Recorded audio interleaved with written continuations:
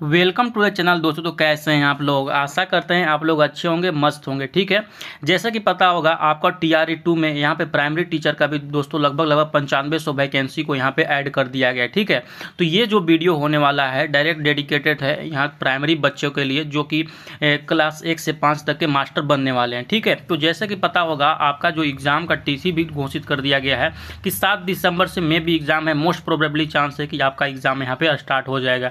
तो लगभग मान के चलिए कि 15 दिन से भी कम आपका समय यहाँ पे बचा हुआ है। 15 दिन मान के चलते हैं आपके पास समय बचा हुआ है। तो इसमें आपको किस तरह से तैयारी करना चाहिए कि 15 दिन में आप 100% वहाँ पे और अपना इफोर्ट देकर अच्छा खासा मार्क्स वहाँ पे मतलब गेन कर पाएँ, न कि अच्छा मार्क्स गेन पाए। आपका सिलेक्शन भी 100% होने वाला है।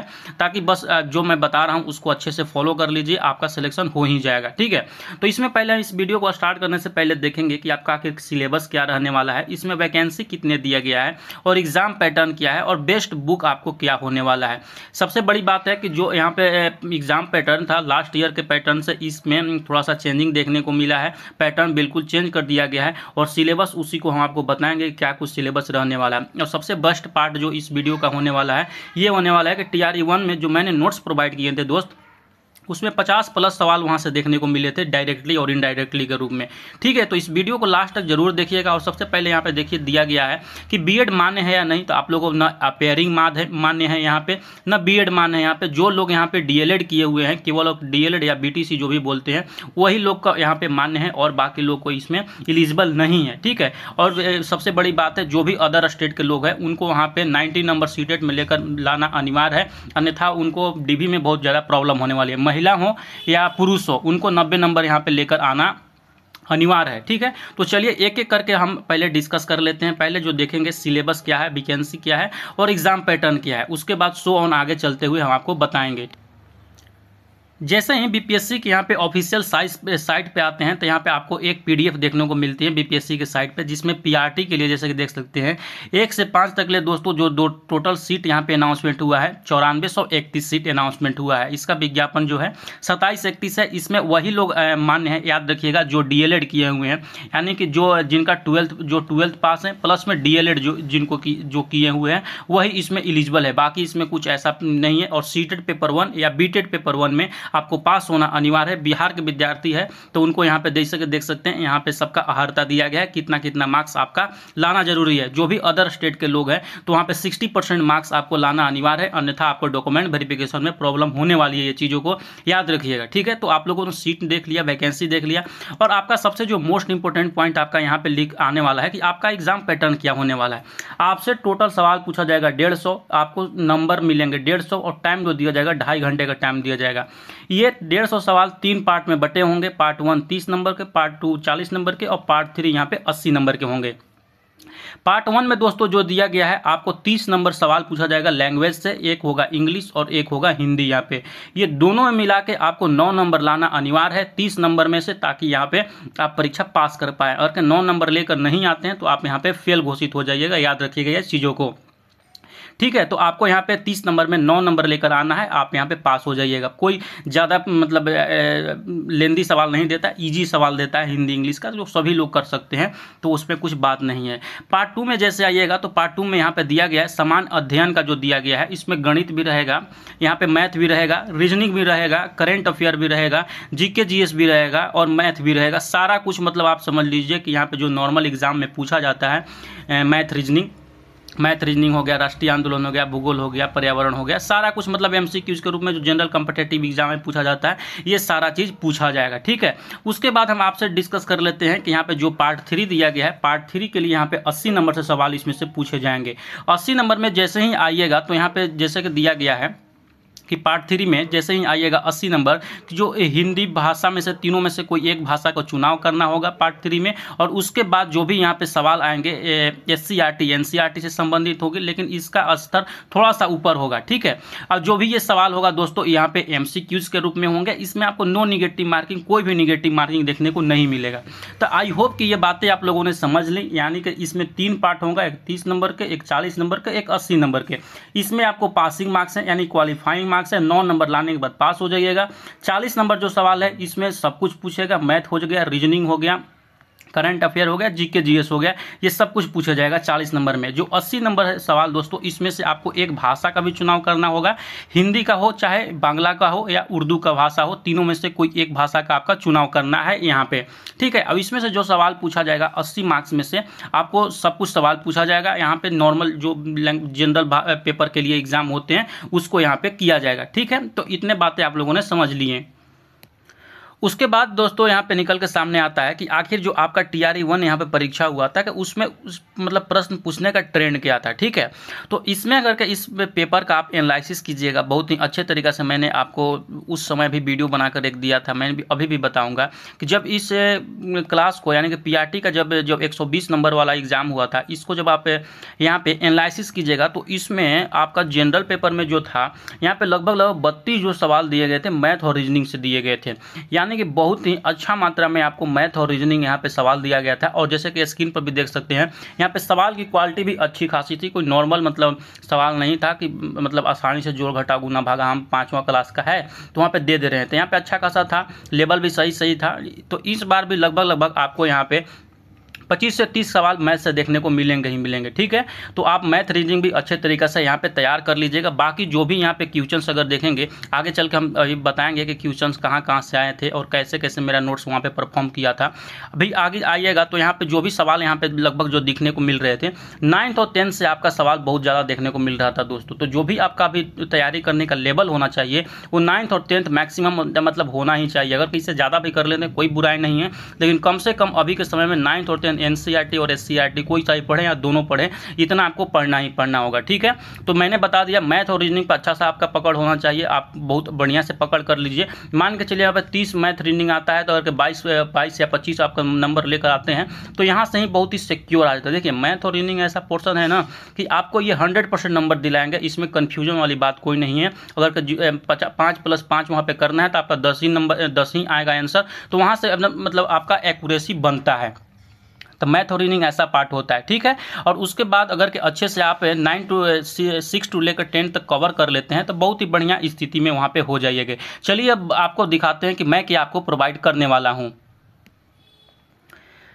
फाइनली जैसे आप लोग को मैंने सब कुछ बता दिया कि आपका एग्ज़ाम पैटर्न क्या होने वाले हैं, कैसे होने वाले और आपको पढ़ना क्या है। पढ़ना देखिए वही है क्लास से आपको वहाँ पे जब PRT में जा रहे हैं तो क्लास 3 से लेकर क्लास 10 तक जो भी यहाँ पे 3 to 5 EVS का बुक है और 6 to 10 जो भी बुक्स है वहाँ पे सबसे आपको गो थ्रू होना ही पड़ेगा।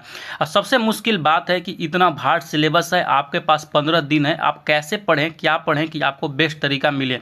तो मैं देखिए आप लोग के लिए बहुत ही बेहतरीन तरीका आप लोगों की सहूलियत के लिए मैं आपको बिल्कुल रिकमेंड नहीं करूंगा कि आपको ये किट को जो कि मेरे द्वारा डिजाइन किया गया है BPSC PRT सिलेक्शन किट को 100% यहाँ पे खरीदने का जरूरत है, कोई भी जरूरत नहीं है। अगर कि आप सक्षम है ये चीज़ों को जो भी मैं यहाँ पे मेंशन किया हूँ खुद से पढ़ने के लिए तो आपको इसको लेने की कोई ज़रूरत नहीं है।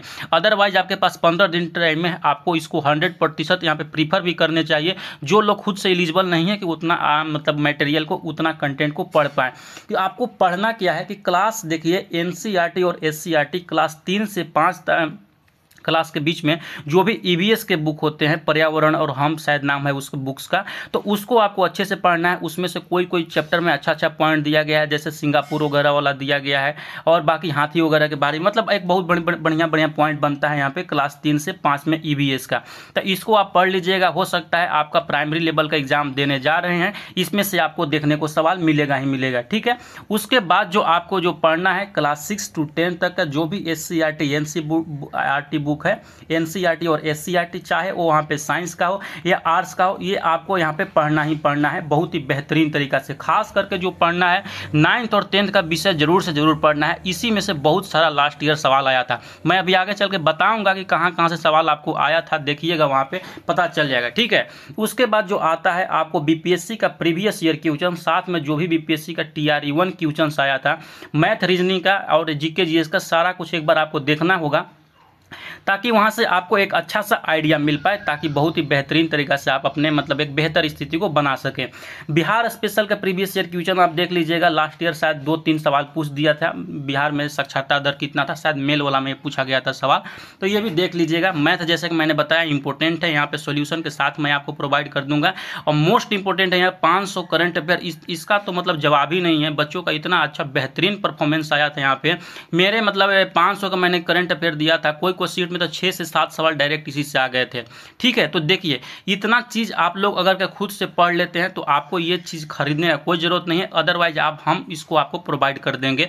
मात्र यहाँ पे 499 आपको पे करने हैं। टोटल क्लास 3 से लेकर क्लास 10 तक जितने भी SCRT NCERT बुक है, मैं आपको बहुत ही बेहतरीन तरीका का, जैसे ही क्लास ऑलरेडी चैनल में बहुत सारा मैंने पढ़ा दिया है, सबका नोट्स दे दूंगा कि आप मुश्किल से 10 दिन में अगर के रोज का यहाँ पे 5 से 6 घंटा पढ़िएगा ना, तो यहाँ पे कवर कर लीजिएगा, कोई बड़ी चीज़ नहीं है। ठीक है, तो जिनको भी लेना होगा तो यहाँ पे 499 रुपीज़ में आप इसको बाई कर सकते हैं। दिए गए नंबर पे कोशिश कीजिएगा डायरेक्ट हमको केवल और केवल व्हाट्सएप करने के लिए, हो सकता है कॉल मैं रिसीव नहीं कर पाऊँ। ठीक है, अब सबसे बड़ी बात निकल के आती है कि लास्ट ईयर जो मैंने दिया था वहाँ पे आप सबका नोट्स दिया था, उसमें से क्वेश्चंस कितने आए थे, तो लगभग मैं बता दूँ 50+ सवाल वहाँ पर डायरेक्ट और इनडायरेक्ट पूछे गए थे। मैं उसमें से कुछ सवाल आप लोगों के सामने दिखाना चाहता हूँ कि कहाँ से सवाल आए थे। ठीक है, तो चलिए हमको दिखाते हैं।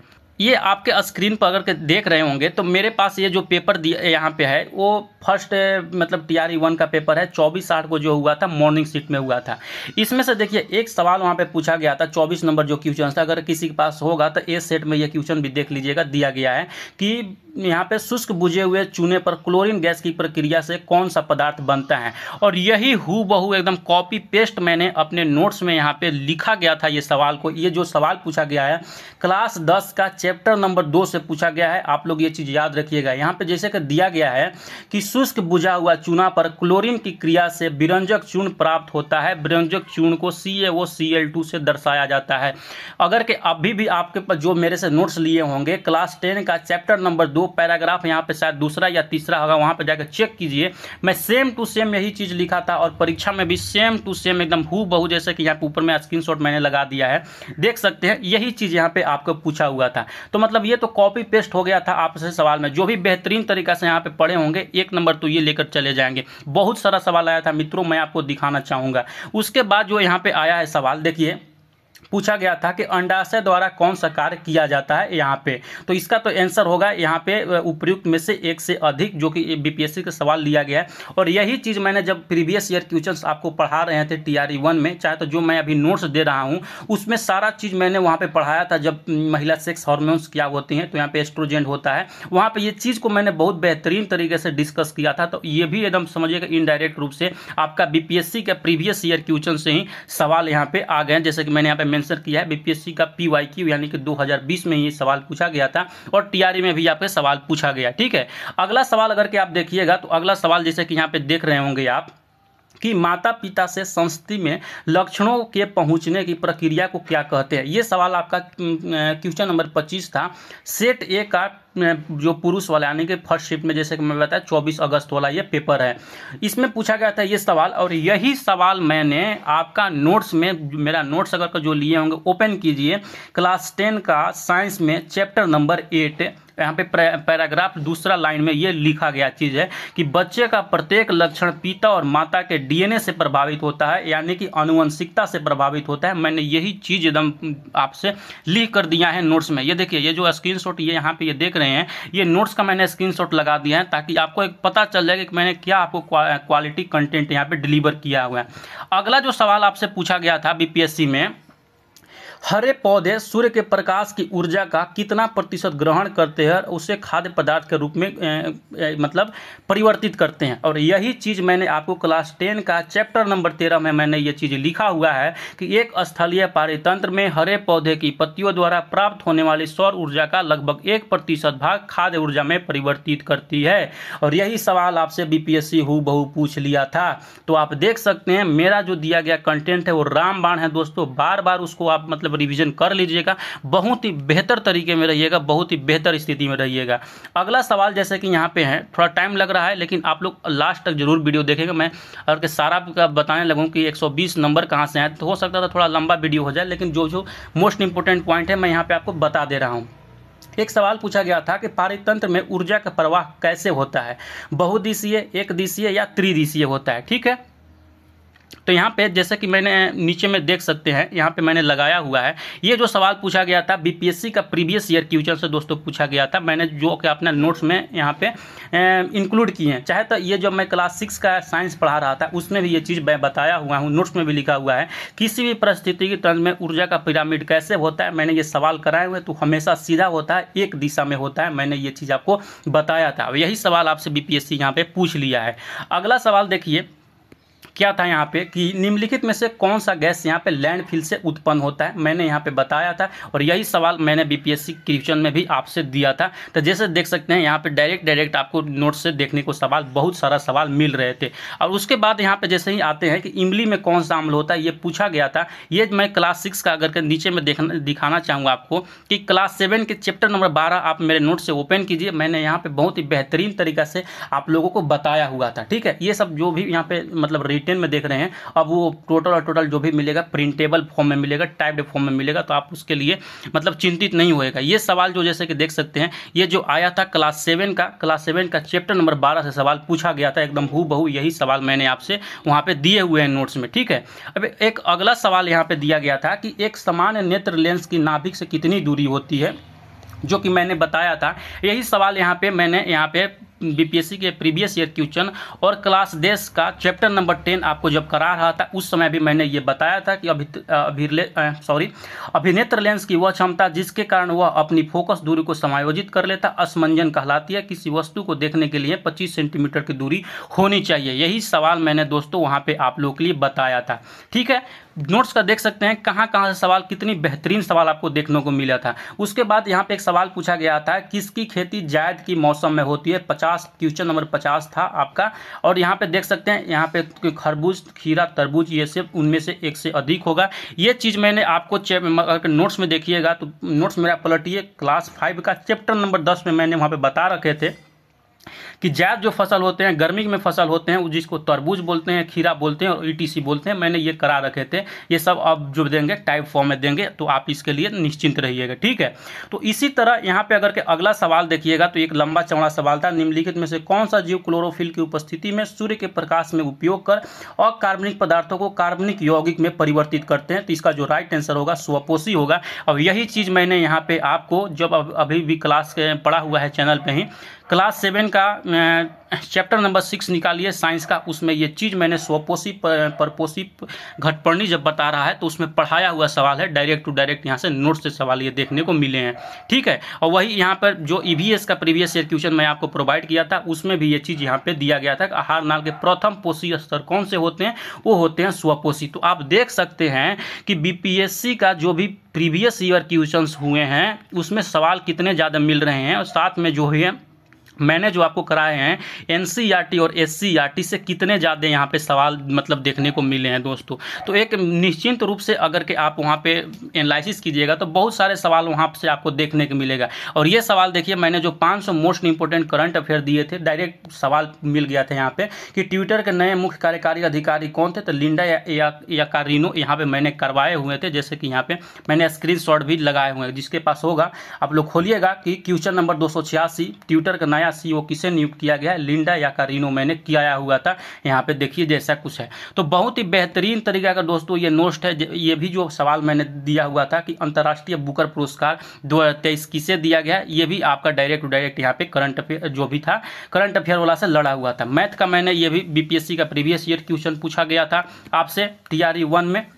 और उसके बाद ये सवाल देखिए कि पृष्ठ से गुजरने वाले सबसे अधिक अपरिवर्तित होने वाला रंग कौन सा था, बैंगनी। यही सवाल बीपीएससी के प्रीवियस ईयर क्वेश्चन में जब मैं करा रहा था तो मैंने आपको बताया था। याद रखिएगा बीपीएससी का जो भी सवाल है, जो भी सब्जेक्ट है, चाहे वो साइंस हो, साइंस, ज्योग्राफी, इकोनॉमिक्स, पॉलिटी, कुछ भी हो, सारा का सारा मैंने ऑलरेडी चैनल पर कराया हुआ है, तो जाके वहाँ से देख सकते थे। एक सवाल पूछा गया था कि आकार और माप में समानता के कारण किस ग्रह को पृथ्वी का जुड़वां ग्रह कहा जाता है। तो याद रखिएगा ये सारा चीज़ मैंने हूबहू चीज़ आपको क्लास 8 का चैप्टर नंबर 13 ज्योग्राफी में मैंने ऐड किए हुए हैं। खोलकर आपको बुक को देखिए, नोट्स को, वहाँ पे सब कुछ दिया गया है।